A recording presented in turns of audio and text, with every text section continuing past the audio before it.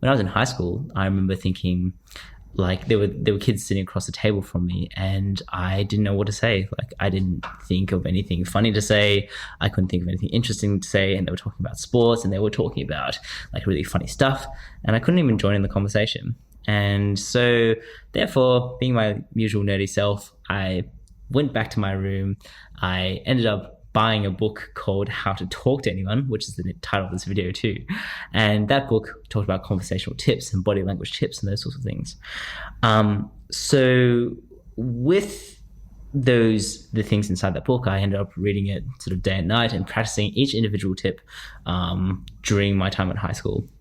And it was a bit awkward at first. There were times where I, for example, experimented. There was one tip was talking about try to ask more questions. So I had a friend, one of my great friends, Kevin, and I actually just spent the whole morning asking him questions. In fact, I didn't say anything else. I actually just asked him question after question after question. You know, what do you like about this? How do you find the meal? Blah, blah, blah. And I didn't answer him anything, right? Initially, like, it worked. I was like, oh, wow, like, you know, he seems really happy. But then, like, slowly he became more and more annoyed at me as the day went on. But in this video, I'm just going to be talking about some general principles. Now, it's been 4 years as a doctor, and before that, 5 years as a medical student. And so talking to people was our job. In fact, it's very important to be able to connect with people because they need to be able to trust you and share really important secrets of you, stuff that they would never tell their friends about their health, about their worries, about their life. So being able to connect with people is very, very important. You'll find that if you go through this video and can connect with people even a little bit better, you might find that people open up to you in a way that they haven't before. So fundamentally, with regards to connecting with other people, the first thing is that you've got to take your mind outside of your own head. You've got to think about how the other person feels.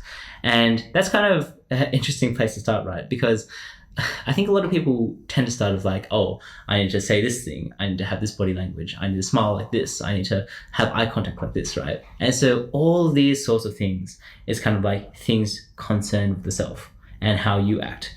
Rather than thinking about that, look at the person that's sitting across from you and try to understand them.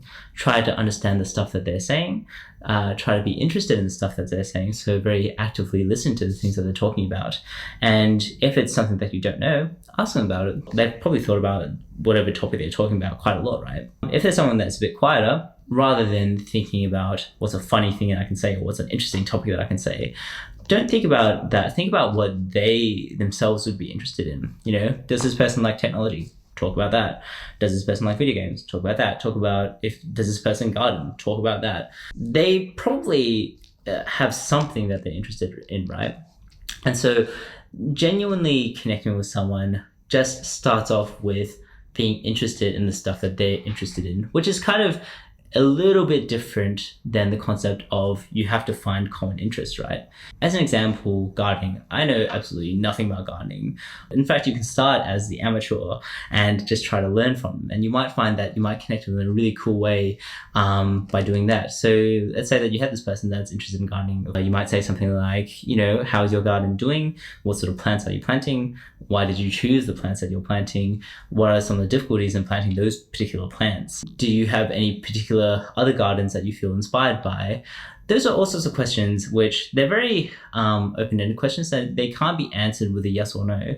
They're questions that have to be answered with something that actually reveals something about what that person is thinking, and it reveals a bigger part of their personality. So avoid questions ideally where the answer is just yes or just no. Like, for example, do you like your garden? It's an okay question, I guess, but if it's just like, yeah, of course I like my garden because, you know, it's my garden.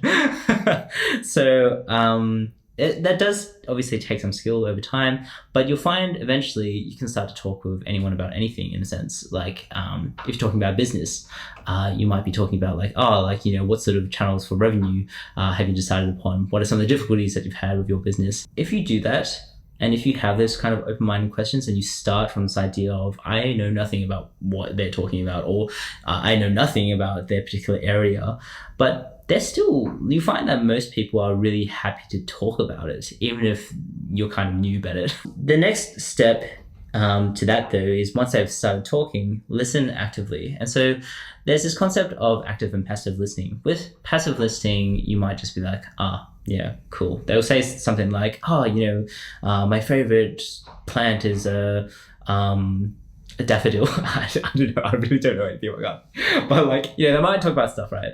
And if you're just like, cool. Well, that just kills the conversation immediately, right? You probably want to do a bit more than that. In fact, active listening is about engaging with the things that the other person has thrown up. Not thrown up as in like vomited, but thrown up as in like thrown up into the air. So there's this concept in theatre sports, in improvisational theatre, which is called yes and. And so the yes and technique is kind of like whenever someone says something, you don't reject what they're saying. You try to come up with something that adds to that particular thing, if that makes sense. If someone says that daffodil is their favorite flower, you might ask, for example, if you're actively listening, okay, that's interesting. Why do you think that daffodil is your favorite flower? Or do you have a particular reason? That's a question that you can ask. There's other things that you can do as well. Instead of a question, you might respond with some sort of thing that indicates how you feel about daffodils, for example. You might say like, daffodils are really pretty. Like, I think that when you blow on them and they scatter in the air really beautifully, that's really cool. So that would also be something that other person might be able to connect with. Listening actively is fundamentally about engaging with the other topic that the person is talking about. And you'll find that you feel this yourself, right? When you're talking about something that you're really interested in, but someone is kind of just like, like, that doesn't make you feel good, right? They're saying the words. In fact, they're not even disagreeing with you. They're not even arguing with you, but you still feel bad. So you don't want that situation to happen. But on the flip side, being genuine. So being genuine, I think, is a combination of being yourself and being relaxed. So being yourself, what does that mean? I mean, like, anyone can tell you to be yourself, and that's kind of an annoying piece of advice in itself, right? Because we're always trying to be ourselves. But what that means is, I think, just be comfortable with having opinions that may not be opinions that other people agree with. Be comfortable with the idea that people think differently, and similarly, be non-judgmental when people have thoughts that are different from yours. You'll find that really serves you well in life, because if you keep an open mind to the way that other people perceive things, you'll find that there's a lot of stuff that you can learn from other people that you may not have seen before. If you're stuck in your own perspective on things, the amount of information that you can take in is going to be limited. I've seen a lot of people that, unfortunately, they don't even realize that they're not taking in other people's information. And as a result, they're completely stuck in their own mind, and they don't realize that other people have trouble connecting with them, even because they're too busy being stuck. So rather than doing that, be yourself means be comfortable with who you are. Be comfortable that you have things that you're interested in, you have opinions that you have.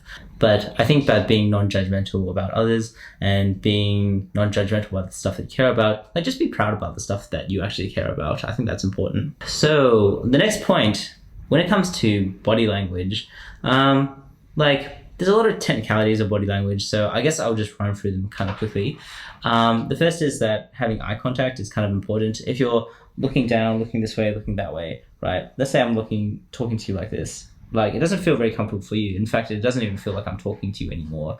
I'm kind of just looking in some random direction, not very interested, etc. So having good eye contact actually indicates to the other person that you are listening to what they're saying. And this is kind of interesting, for guys to guys, sometimes if you have too intense eye contact, sometimes other guys can perceive that as threatening, so you may want to tone down on it. But generally, from girls to guys, having a good amount of eye contact is really good, and from girls to girls, I think having good eye contact is really good. From guys to guys, it's more so just be careful not to stare down your colleague, because they may feel intimidated. So, I mean, unless you want to prove that you're alpha or whatever, but yeah, don't worry about doing that. So other stuff, so try to have an open body language if you can. Open body language, so let's say that I've crossed my arms like this, right? and looking down or looking this way or looking that way. Like this person that is crossing their arms obviously doesn't look very interested in what you're talking about. If anything, they look kind of angry. If anything, when you cross your arms, you kind of feel like a little bit angry and a little bit dismissive of stuff, right? So rather than that, open up. Try to keep your hands in a neutral position. You can even like keep them a little bit like this, but not too much like this, because you're not giving a person a hug or anything like that. But if you're just like sort of keeping your body language more neutral, you'll find that people are open up to you more. There's this concept of trying to mirror their body language, and people can feel more connected with you like that. So for example, let's say that this person, like when they're talking to you, they make a particular hand gesture, right? They're making points, and the way that they make points is they do it like this. Their hands are very choppy. They're sort of wanting to get the point down or whatever, like as an exaggerated example, right? You might find that actually if you do that at the same time, they will feel kind of more similar to you unconsciously. So if you're mimicking their body language, obviously do it to a subtle degree, because if you're doing it too obviously, like they're sort of scratching their head and you're also scratching your head and you're both scratching your head, then they might take it as you're mocking them. But if you find that you roughly mimic their body language, you might find that they feel easier to connect with you, right? If there's someone that talks really loud, then talking really loud at the same time, they'll feel really connected to you. If there's someone that talks really soft, then talking really soft will connect with them a little better. And if there's someone that talks in a monotone like this, you might find that they connect with you a little bit better from doing that. But if there's someone that uses a really wide variety of tones, then those people can really find that you're really engaged with the way that they're talking. So vary the way that you talk, and depending on the person that you're talking to. If it's someone that's a little bit elderly, I suppose, especially for medical students, know this. Sometimes they just want you to physically talk louder and to talk slower, just because they might be a little bit hard of hearing as well. Generally speaking, talking slower gets the point across with a bit more force, and also it's a bit easier to comprehend. But sometimes some people might find that the speed is not as fun to listen to. We're talking very fast. Sometimes you want to get ideas across really, really quickly, but that people can be a bit confused when they actually hear that, and actually people can have trouble following all the thoughts of that sometimes. And the last thing that I want to talk about today, I mean, there's so much you can talk about when it comes to connecting with people. Humor is the antidote to a lot of life's stresses and a lot of life's troubles. Keep the conversation so that it just occasionally is kind of lighthearted at a point, and that's something that's much more engaging to the other person. How to be funny is kind of another topic in itself, but like, I don't know. I don't think I have down pat, so I don't feel as if I'm in a position to give advice about that. But I think that the one thing that I do find is that I think I have found that I've been funnier when I've listened to a lot of comedy shows, and I just don't know. I think that listening to comedy podcasts, like for example, No Such Thing as a Fish, is a really, really funny podcast, and I find that somehow the humor that comes from those sorts of things kind of transfers over to you, and that may be unconscious or whatever. It just maybe the fact that you're laughing at something means that you're a little bit better able to reproduce that same kind of humor. I don't know what it is, but somehow listening to things or people that are funny makes you better able to tell jokes, or makes you more comfortable with jokes and that sort of thing. I think that connecting with anyone is a really, really important skill to have. This is really just the tip of the iceberg. There's so much stuff that you can do. If you found this video interesting / have watched it to the end, thank you, first of all. Feel free to leave me a comment below if you found this interesting, or if you want like more tips on this sort of thing. If you found this video helpful, please subscribe. But thank you to my 45 subscribers now that have subscribed. I'm very appreciative of you all, and thank you for being with me on my tiny channel. Otherwise, I will see you in the next video, and good luck with your talking to anyone. I hope that your next conversation feels fun. Okay, catch you later.